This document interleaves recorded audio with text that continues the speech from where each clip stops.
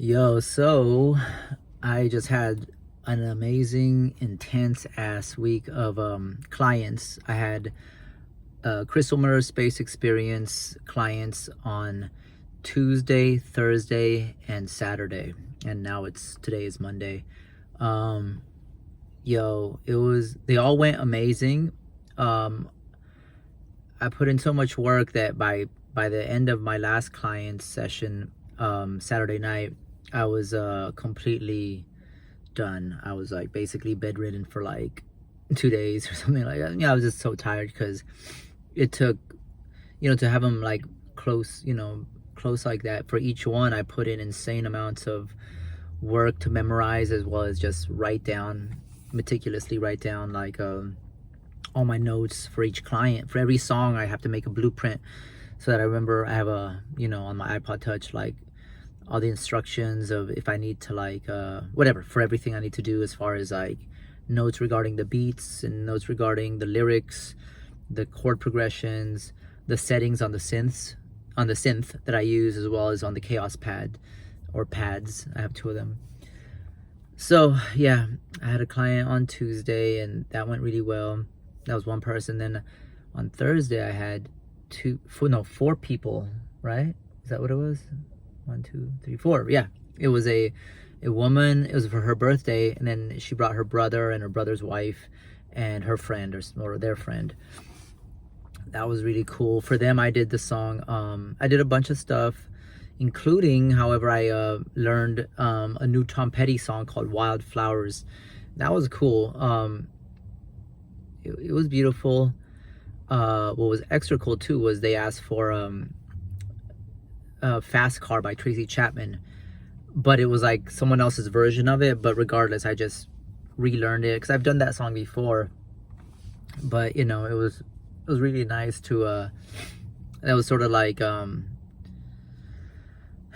one that put me at ease, like, oh, okay, at least one that I know I really can nail, since I've done it before. Like, but wow, that song, it's so like an emotional song. It's so deep that it's like, as I was doing it, I was like, whoa, this is deep, and then I did also a bunch of new artists I hadn't heard of, that G-Mixer stuff, and then for my clients on Saturday night, they were so sweet. It was this couple, and this was unheard of, but they actually they're just so super nice. They were so into it, and we took photos before I began playing, and then just to be nice, they ordered like Grubhub. They ordered like Thai food, which was super nice. They ordered vegetarian Thai food for me to eat, afterwards, and it came, and just no one's ever done that, and they were just so nice. And for them, I did all this EDM.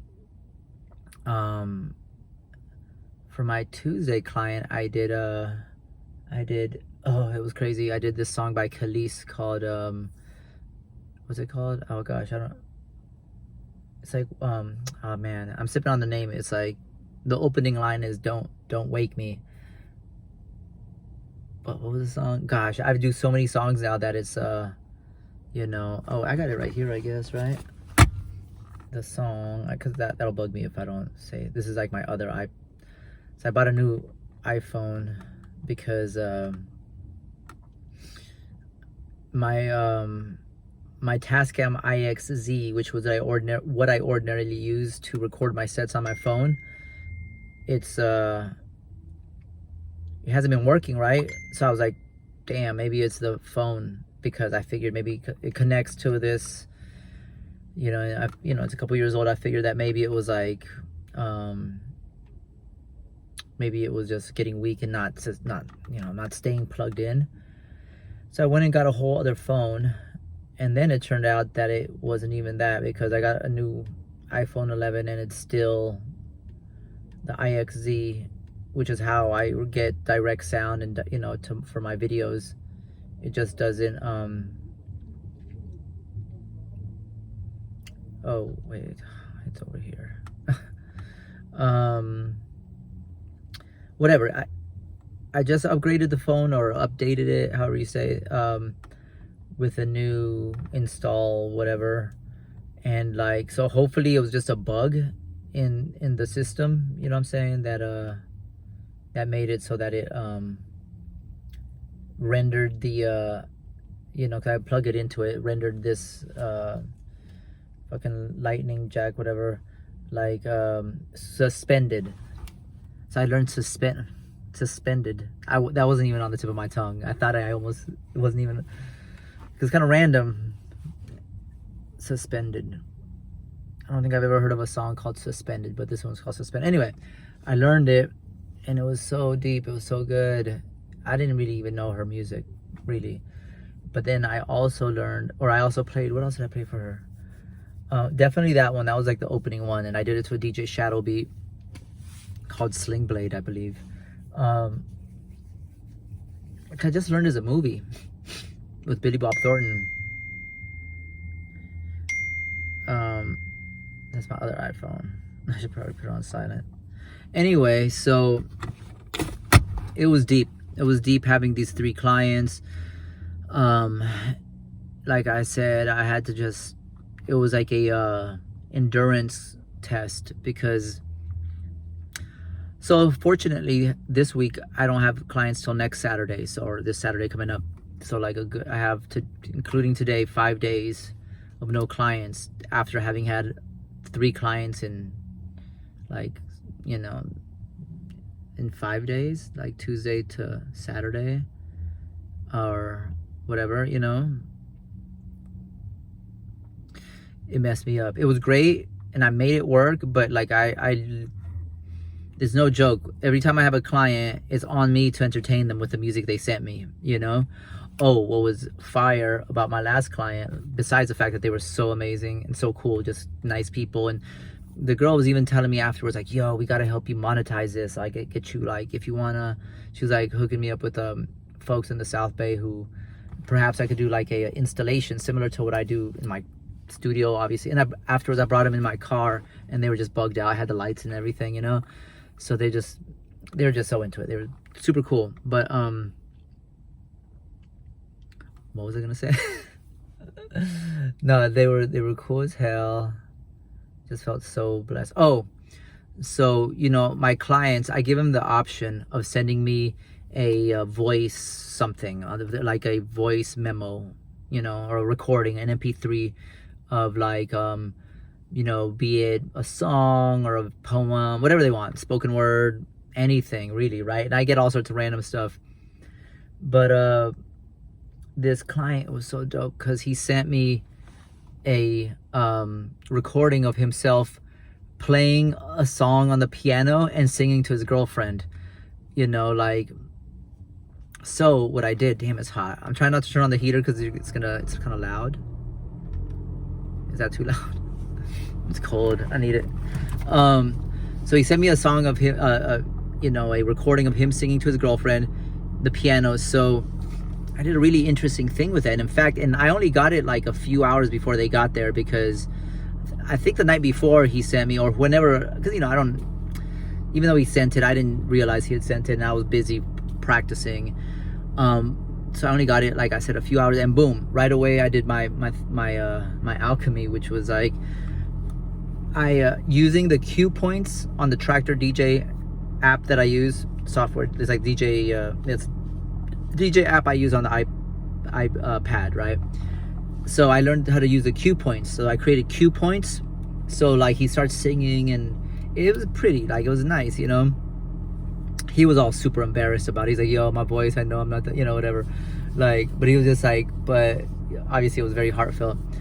So I cued a part where it was just, after he was singing, it was just the chords, the main chord progression on the piano. It was like descending D minor, C, B flat, A minor, 7th. I put the 7th. So what I did was I looped those, that progression of the piano, I made it a cue point. So I looped that over here, and then over here, then I ran that into another pedal where live I triggered drums using the Beatmaker app, the drum pad on the Beatmaker app.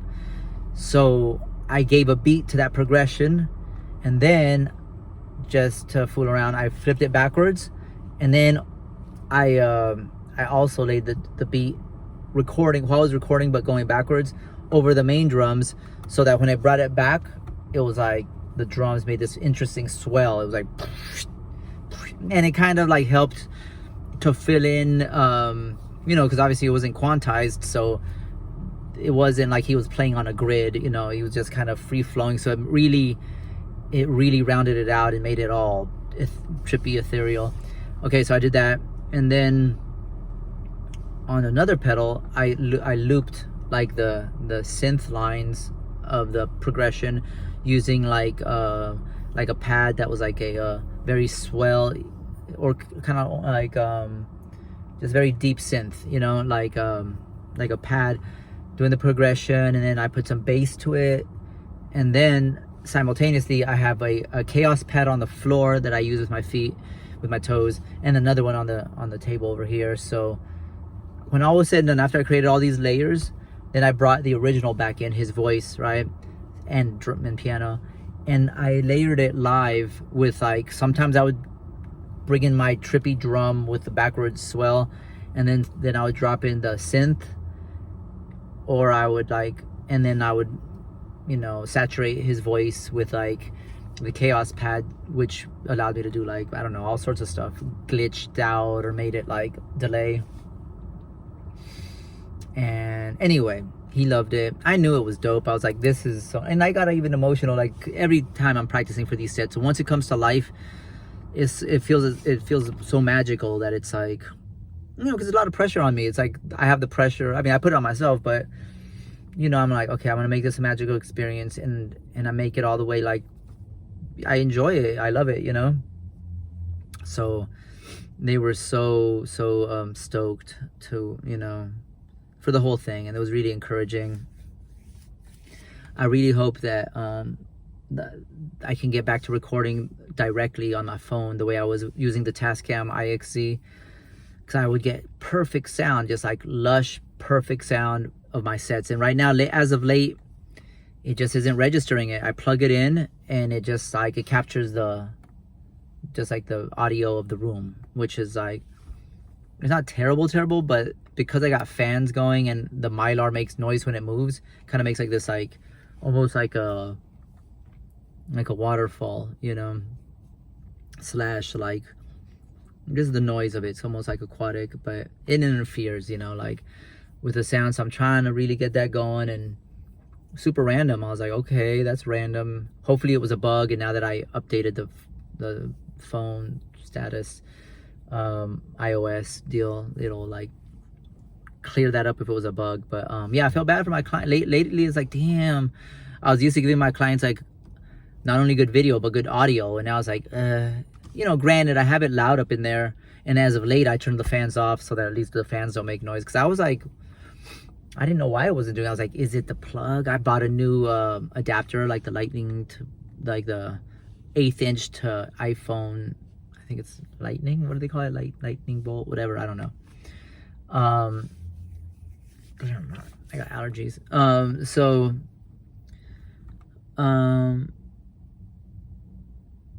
Yeah, it's been crazy as hell. Yo, no, for real. I was I like almost couldn't get out of bed the next day, because I was just like, you know, plus here's the thing is, when I'm wearing that big ass outfit, you know, there's like all that, and you know, and I do it up, I wear the jacket and everything, the head wrap, and I actually have a LED light on my forehead that like changes colors and shit, like, and like the mask I have to like give it a break, because it all the way after hours of wearing it, I'm gonna have to adapt a different mask that I have that has a porcelain interior versus this plastic, because after a few hours of plastic on my face like this, it's like all the way sweaty and stuff, and it's like hot, and I'm already wearing a mask. It's kind of like lately I've been wearing these like sci-fi glasses I bought, like they look like bro from Star Trek with the whole, you know, and I actually just ordered some that have lights in them. I don't know when they're gonna arrive. I guess they're taking forever. Ordered them like a week ago, but you know, I'm just changing it up just to, you know. Oh, my Saturday clients, they were so sweet too. It was like I said, you know, a woman and her brother, and they were just they were vibing. They were like popping champagne. They brought champagne. And they would drank hell of I don't know. I don't drink, so I don't know what is what. It wasn't exactly beer, but it was like that. They must have drank like a dozen, like of these like fruity canned alcoholic beverages. I don't know. I don't know alcohol anymore. I actually bartended like 20 years ago. You know, it's crazy. This is kind of a trip, but I used to bar back. I used to bar back primarily, and then sometimes you know, I would bartend as well for off nights, or if they needed help and all of a sudden they were slammed, and boom, now I was a bartender. You know, and I really tried, because I was like, oh yeah, I'm gonna like learn how to do this. It's like so cool to be, you know. It was a trip. It was just like a whole other life ago. But what's it called? Oh, so one of my coworkers on Sundays, they would do this thing called Club Havana, where it was like all salsa, and it would be a really good salsa band come, and they would play for like 8 hours, and people were dancing, and it was a whole scene, you know. It was lovely. I mean, it was a good crowd, you know, and just really dedicated, cool salsa dancers, and it was a vibe. Like people, this would never happen today, where it was like a room filled. We're talking filled with people just dancing all close to each other, and like a whole, you know. I remember there was this one guy, this tall dude with curly hair, who would like, he would go into trance. He'd be all dancing like this, like he was in a trance, but to like the salsa, and it was like he was all the way like everyone else is vibing, just being social, but this dude would literally like, he would dance by himself, because it was a live band. It was legit. It was like, you know, just fire piano and like, you know, wind instruments. And but anyway, what I was getting at is that on Club Havana Sundays, they would have like food as well, and in the kitchen area it was this dad and his son Gil. I remember Gil. I don't remember his dad's name, but they would be cooking chicken, you know, like this, like it was like just grilled chicken, because it was an all-day thing, and people would be there drinking, and so there'd be food, you know. And it was you know, it was always packed, so it was probably lucrative. So Gil, and by the way, Jelly's was like on Pier 50, I believe. Yeah, Pier 50. And so it was on the water, you know, so out back it was like water, but it was like, you know, not like the fancy touristy area. It was more like the ships and whatnot, but it was the water, right? So sometimes before our shift, me and, you know, we were all setting up and whatnot, me and Gil would go smoke and by the water, and he'd bust a rat. Okay, this is what I'm getting at. Gil is today a multimillionaire named Burner. Well, his hip hop persona is Burner. He's known as Burner, you know. And I remember we like, even like, he brought me to some bro's house to like lay down some guitar on something. Like, this is a good I don't know, at least a decade before he blew up in Burner is responsible for Cookies, which is, you know, the brand you see everywhere, Cookies, and you know, the weed huge like company now, you know. But yeah, he's the man, you know. And like, that was my coworker at Jelly's. Super random, right? But yeah, that's so long, 20 years ago, you know, which sounds crazy, of course. Just about 20 years ago, you're right. Yeah. So yeah, and then shortly thereafter, maybe like by 2002 was like circa 2000, 2001, and then in 2000, it was like 99 to 2001 ish, you know, somewhere around that time, you know. But you know, in 2002 was when I went to Montreal and decided, oh, okay, I do music. Like, and I remember when I came back to San Francisco, like many months later, I, you know, kind of picked up some shifts, but then that kind of phased out, and I just been doing music ever since. That was like pretty much my last job I had, you know, just been doing music ever since, you know. Anyway,